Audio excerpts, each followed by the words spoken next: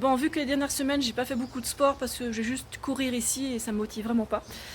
Alors ce que j'ai fait, je reviens sur le home trainer et comme ça je peux faire 1 heure de sport par jour si j'ai envie, tous les jours. Et c'est sans impact et sans douleur et c'est super pratique, comme ça je peux écouter une conférence ou je sais pas un podcast pendant que je fais du sport, c'est super pratique.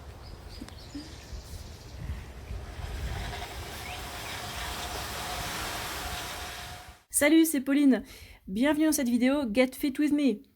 Alors, tu sais peut-être que pendant le mois de septembre, j'ai quasiment rien fait en sport. J'ai fait 1 à 2 heures maximum par semaine, ce qui est très peu par rapport à ce que j'ai l'habitude de faire.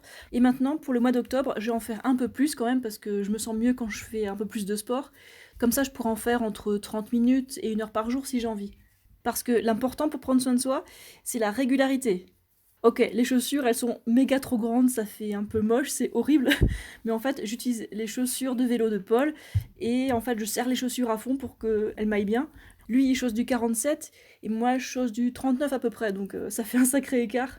En tout cas, avec les moyens du bord, il y a toujours moyen de faire du sport, que ce soit de la course à pied, de la marche rapide, du vélo, il y a toujours moyen. Mais il faut savoir quelque chose, c'est que le sport, ça compte que pour à peu près 20% du physique. Et ouais, à peu près 80%, c'est l'alimentation.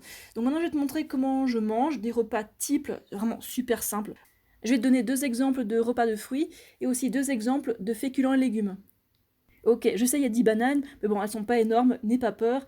Et là, j'utilise aussi 50 grammes de sucre. Et en fait, je les mixe avec mon nouveau mixeur plongeant. Et ça fait un smoothie qui désaltère bien et qui donne l'énergie au cerveau et au corps pour bien fonctionner. Autre option, il y a les fruits coupés, mais pas mixés. L'autre jour, on a trouvé un arbre à mûres. Ça s'appelle mulberry en anglais. Et Paul, il en a cueilli tout plein pour moi parce qu'il est grand, il a pu en attraper, alors que moi je suis toute petite, j'ai un peu du mal à attraper les fruits sur les grosses branches.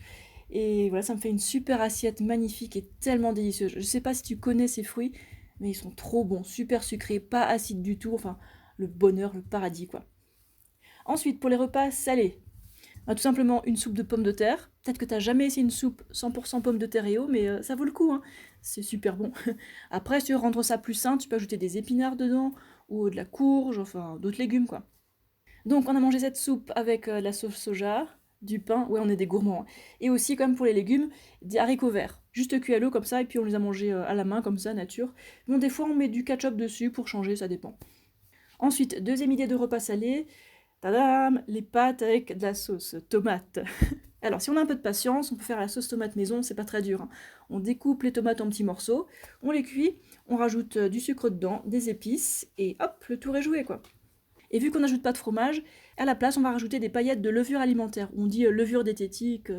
Voilà, c'est tout pour cette vidéo de sport et alimentation. J'espère que ça t'a donné des idées ou que ça t'a motivé.